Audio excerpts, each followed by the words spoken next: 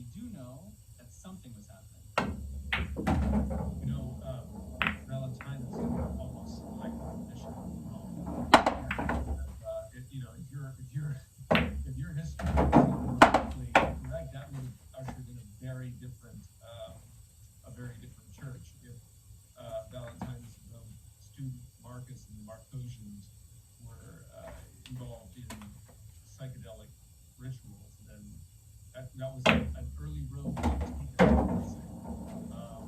Okay, now let's get back. I want to wrap up my interrogation with you, which I've been pressing you, but I feel as if perhaps people joining me think I'm hostile to this hypothesis. I'm not, but I'm pressing you because that's my job.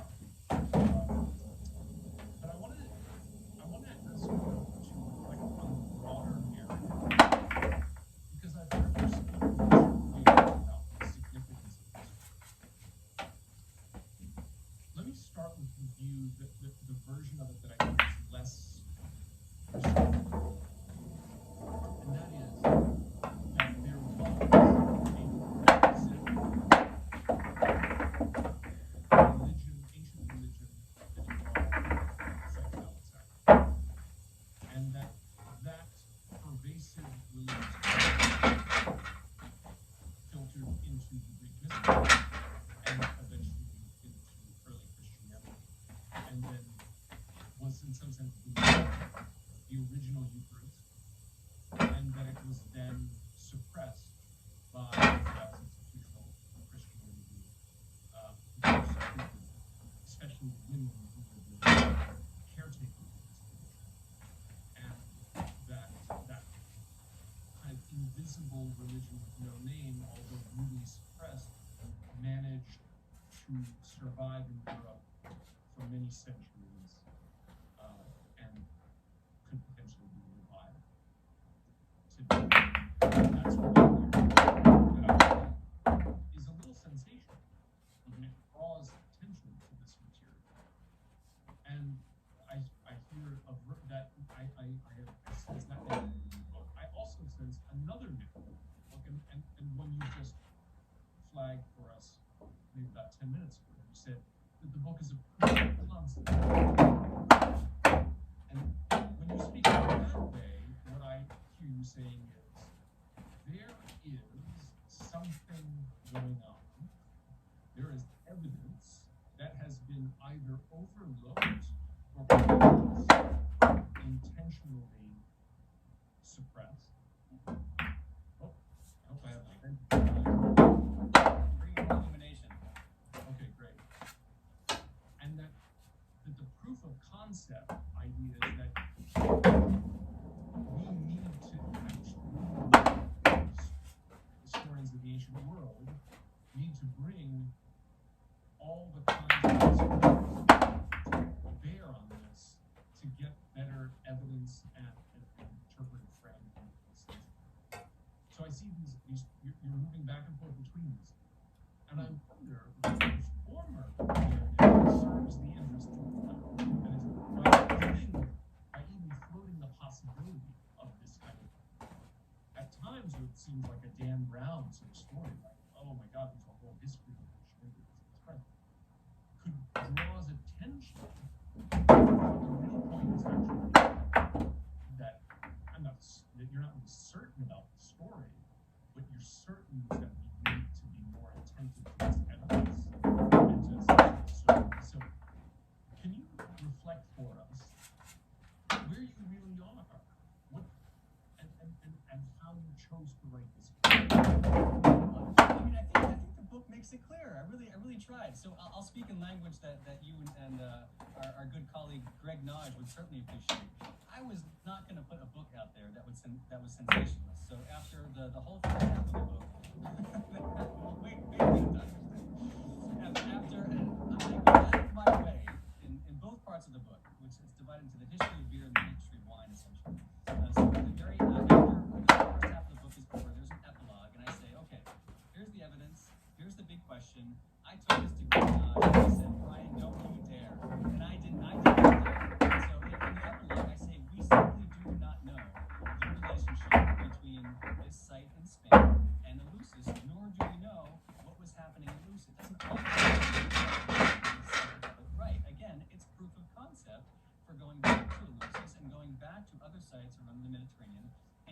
continuing to test whether for ergotized beer or other things. I do the same thing in the afterword at the very end of the book, where it's lots of here's what we know, here's what we don't, here's the proof of concept. Is there a smoking gun? And my favorite line of the book is the lawyer in me won't sleep until that one container, that one vessel comes to light in an unquestionable Christian context. I include that line for a reason. I'm skeptical, Dr. Stang. I mean, and as a lawyer, I know what is probative and what's circumstantial evidence. And I don't see what I see is data that's been largely neglected. And I think what serves this as a discipline is just that. Is taking all these disciplines, whether it's your discipline or archaeochemistry, biology, even psychopharmacology, putting it all together and taking a look at this mystery, this puzzle, using the lens of psychedelics as a lens really to investigate not just the past but the future and the mystery of human consciousness. And I think that is the question. Psychedelics are a lens to investigate this stuff, and I think it's very important to be very honest with the reader and the audience about what we know and what we don't, and I feel like I accomplished that in the afterwards of the book. I appreciate this. Now I want to get to the question. One last question before we move to the discussion portion. That is about the future rather than the future. So, how to put this? So let's talk about the future of religion, and specifically the future of Roman Catholicism. So, why do you think psychedelics are so significant that they might usher in a new reformation? And why, if you're right that the church has succeeded in suppressing a psychedelic sacrament, can they instead succeed exercise demonstrative persecution against Latin why are you still attached to this tradition? And how can you reasonably expect the church to recognize a psychedelic Eucharist? What do you think that by calling the Eucharist the sin, that you're likely to persuade them? If they've been doing this, as you suggest, for 2,000 years, nearly, what makes you think that if Christians are going to turn that aircraft carrier around? Right. So, this is the tradition, I can say with a straight face, that saved my life. It was the Jesuits who taught me Latin and Greek. The whole reason I went down this rabbit hole is because they were the ones who brought this to my attention. The generosity of a scholarship to this prep school in Philadelphia to study these kinds of mysteries, and it was the Jesuits who encouraged me to always ask questions and never take anything at face value. And I read at the very end of the book, I hope that they'd be proud of this investigation, because at my heart, I still consider myself a good Catholic boy. The only reason I went to college was to study classics. So it's hard for me to write this and talk about this without acknowledging the Jesuits who wrote it. So I don't write this to antagonize them or the church, people who, again, ushered me into this discipline and to these questions. I write it, cognizant of the fact that the Eucharist doesn't work for many, many people. And so I cite a Pew poll, for example, that says 69% of American Catholics do not believe in transubstantiation, which is the defining dogma of the church. The idea that the bread and wine literally becomes the flesh and blood. Many people see that as symbolic or allegorical or just a nice thing, which is not the case. To be a Catholic is to believe that you are literally consuming the blood of Christ to become Christ. That's the promise in John's Gospel, John 6:54. So if you don't think you are really consuming the blood of Christ, what is the point of religion? Now, I've never done them myself, but I have talked to many, many people who've had experience with psychedelics, and I've listened to the volunteers who've gone through these experiences. And I don't know if it's a genuine mystical experience or mystico-mimetic or some kind of psychological breakthrough. And I think we get hung up on the jargon, but what I hear from people, including atheists, like Diane Weiser, who participated in the Hopkins NYU trials, is that she felt like on her one and only dose of psilocybin that she was bathed in God's love. it's an atheist using a theological language to describe. She talks about kind of being born again. Exactly, another promise from John's Gospel. And she talks about the visions that transform the way she thinks about herself. And so, in some of these, psychedelic trials under the right conditions, I do see genuine religious experiences. I see something that's happening to people. And at the same time, when I see a thirst, especially in young people, for real experience, and I see so many Catholics who do not believe in transubstantiation, obviously what comes to my mind is how can psychedelics enhance faith or re-enchant Christianity. And so I don't think that psychedelics are coming to replace the Sunday Eucharist. That's just absurd. If you are drawn to the psychedelics, in my mind, it means you're probably drawn to contemplative mysticism. And if it's one thing Catholicism does very, very well, it's contemplative mysticism. The kind of mysticism I've always been attracted to, like the Rule of St. Benedict, the Trappist monks, and the Cistercian monks. And so if it is a place for psychedelics, I would think it would be sacred containers within monastic life, or pilgrims who visit one of these monastic centers, for example, or maybe in palliative. There's really dramatic studies from Hopkins and NYU about the ability of psilocybin at the end of life to curb things like depression, anxiety, and end-of-life distress. And so, a priest or a minister or rabbis to sit with the dying and the dead. And so I can see psychedelics being some kind of extra sacramental ministry that potentially these people at the end of life. Now, I have no idea where it goes from here, or if I'll take it myself, but what I see are potential and possibilities and things worthy of discussion like this. Wonderful. Well, thank you. I'm going to stop asking my questions, although I have a million more, as you well know, and instead try to summarize the questions that are coming through quite a clip in Q&A. And Brian, it would be helpful for me to know whether you are more interested in questions that take up the ancient world or more that deal with this last issue, sort of contemporary and future. Categories? We can dip from both pies, Dr. Smith. Yeah. Okay, so let's start with contemporary.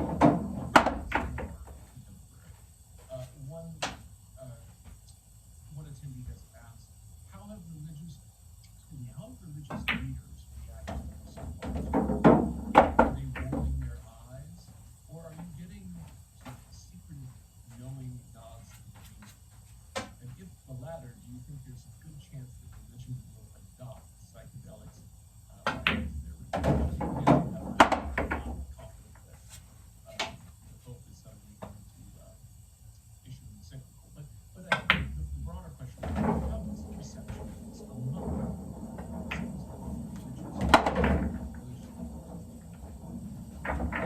Listening right now, there's at least one Orthodox priest, there's at least one Catholic priest, an Episcopalian, an Anglican, and several others in recent months. And I gotta say, there's not a heck of a lot of eye rolling, assuming people read my afterword and try to see how careful I am about delineating what is knowable and what is not, and what this means for the future of religion.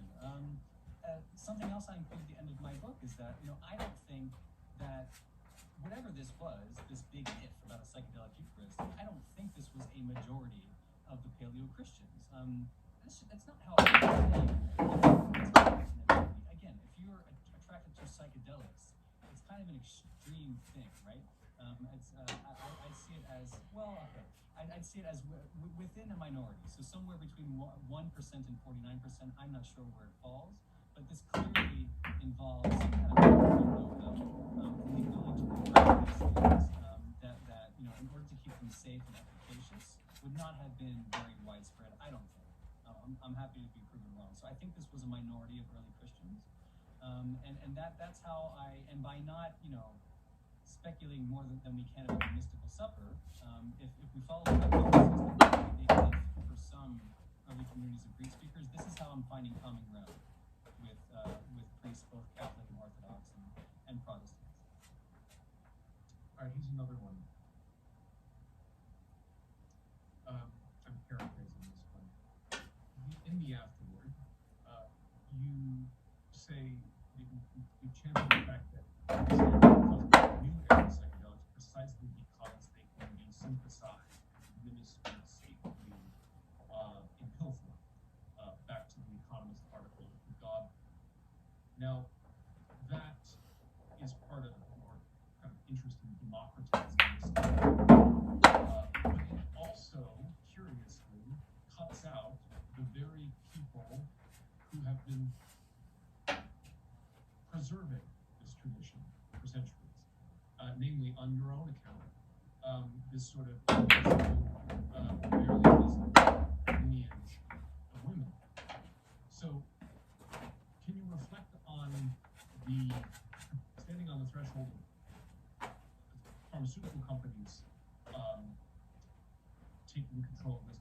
How is that to be commended when the very people who kept us alive would be pushed to the side now? Right.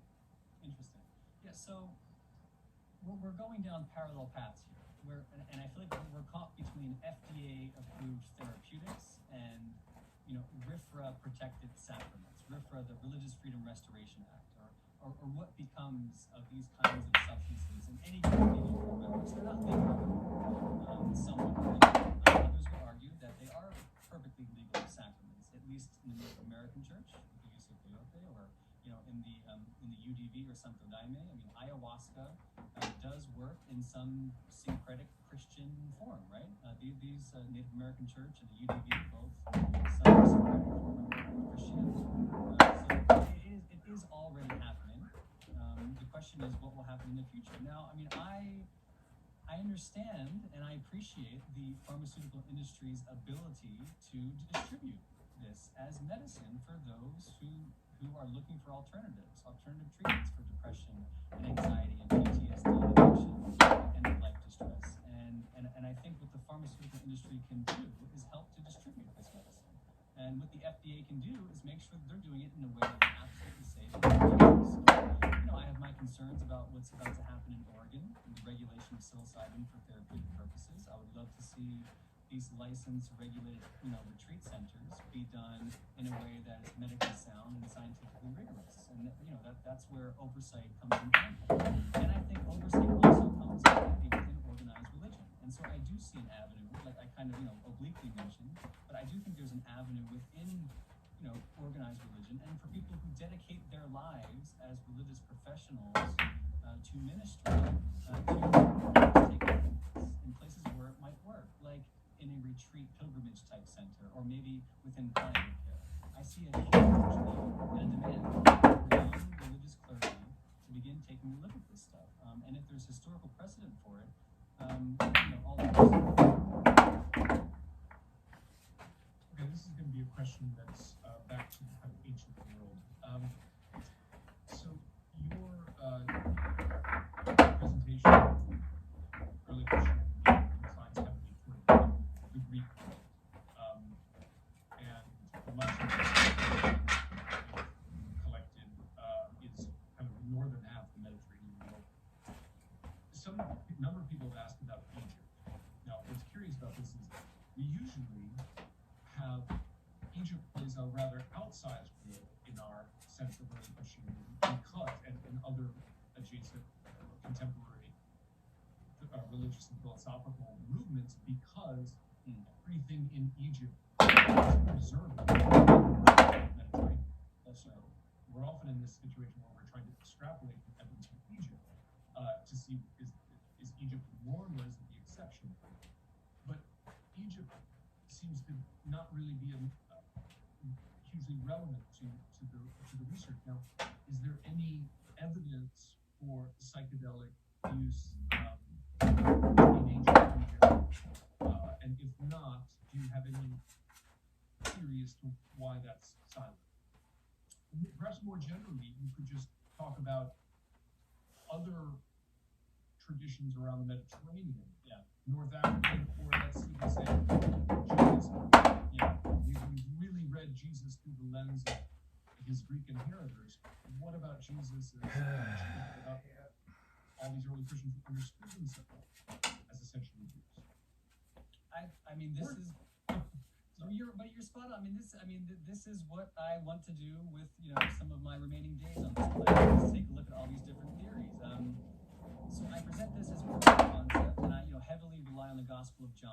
and the data from Italy, because that's what was there. It's not to say that there isn't evidence from Alexandria or Antioch. I wish that an ancient pharmacy had been preserved by Mount Vesuvius somewhere near Alexandria, or even in Upper Egypt or in Antioch or parts of Turkey. A lot of Christianity, as you rightly point out, was an Eastern phenomenon all over the Eastern Mediterranean. And I think there are so many sites and excavations and so many chalices that remain to be tested. And now we have a working hypothesis and some data to suggest where we might be looking. I specifically wanted to avoid heavily relying on the books of not money this, or heavily relying too much on the Gospel of Mary Magdalene and the evidence that's come from Egypt. But clearly, when you're thinking about ancient Egypt or elsewhere, there's definitely a funerary tradition.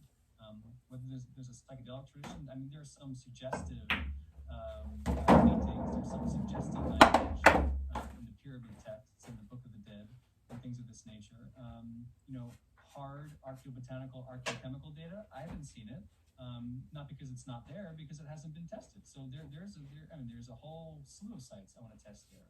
When you start testing, you find things like in Israel, May of last year, researchers published the first archaeochemical data for psychoactive drugs in some form of early Judaism, 8th century BC, from the Tel Arad shrine. This limestone altar tested positive for cannabis and frankincense that was being burned, they think, in a very ritualistic way. Not because they just found that altar, not because it was brand new data. The altar had been sitting in a museum in Israel since the 1960s and just hadn't been tested. So imagine how many artifacts are just sitting in museums right now, waiting to be tested. I don't know why it's happening now, but we're finally taking a look. So I actually want to answer a question that's in the Q&A that was posed to me, which is why did I say I fully expect that we will find evidence for this? Because very briefly, I think Ryan and others have made a very strong case that these things, biotechnology that was available in the ancient world, you can't imagine that there were Christians that availed themselves of this biotechnology. It's entirely plausible to me that they would mix their biotechnology with humans. So if we can test Eucharistic vessels, I wouldn't be surprised at all if we find them. Now that doesn't mean that's the wrong thing. That suggests that that's because that would require entirely different kind of evidence. Okay, now Brian, you probably this is a good set of questions that are very curious why you are insisting on remaining psychedelic virgin. What's the importance of your abstention from psychedelics, given what is obvious interest? You obviously think these are powerful substances with profound effects that track with reality.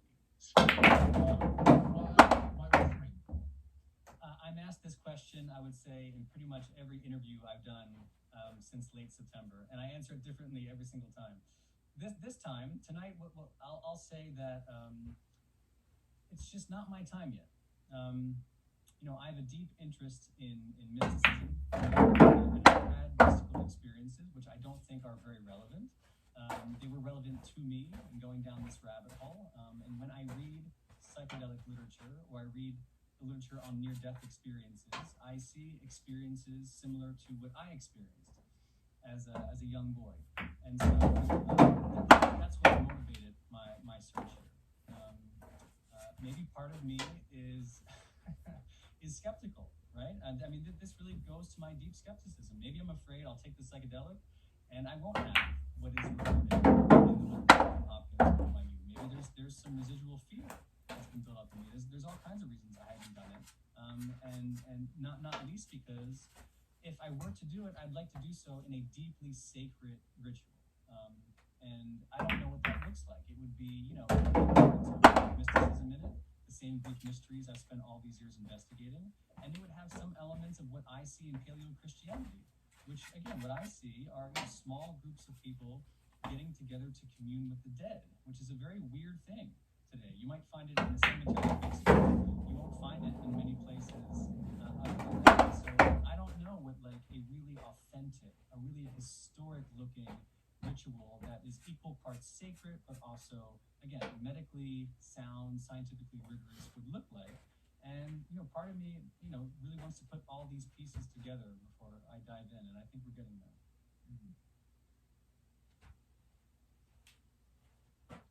Okay.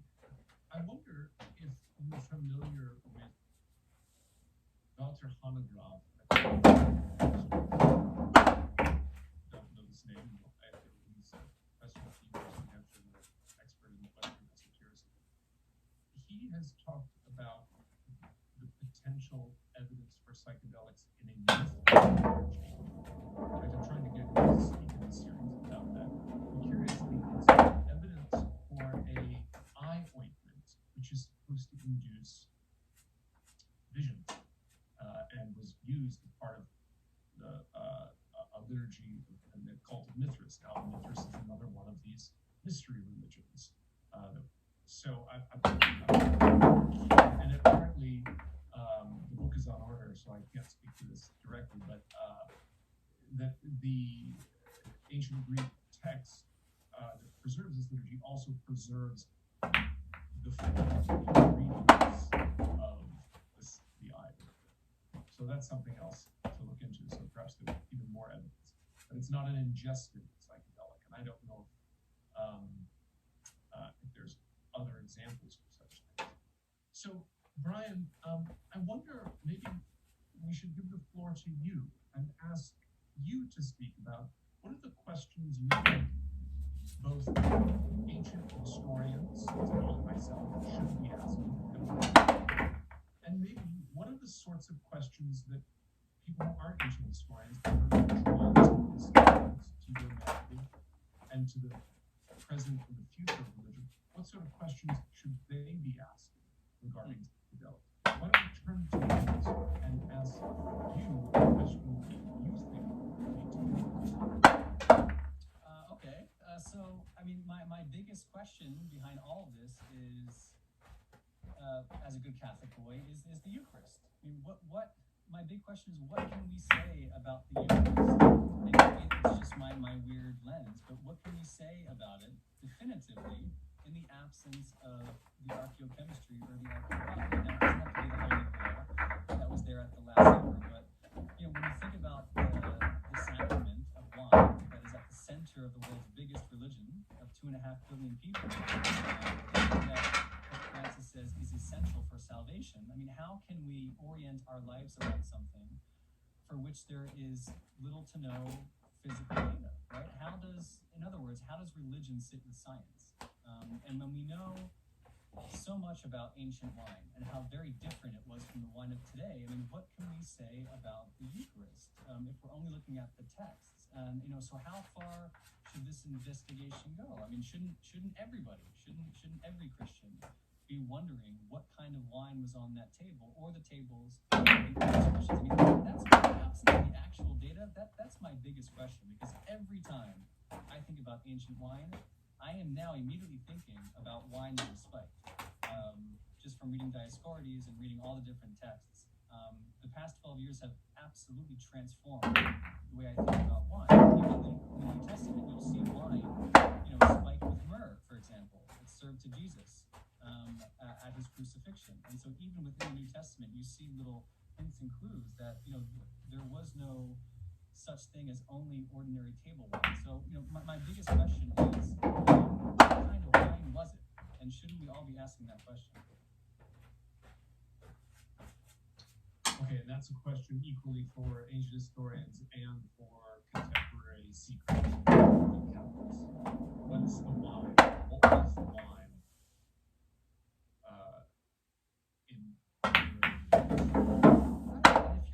If you're a good Christian or a good Catholic, and you're consuming that wine on any given Sunday, why are you doing that? And what do you believe happens to you when you do that? And does it line up with the promise from John's Gospel that anyone who drinks this becomes instantly immortal? And anyone who drinks this, and moi mene kago and alto, Jesus says, you remain in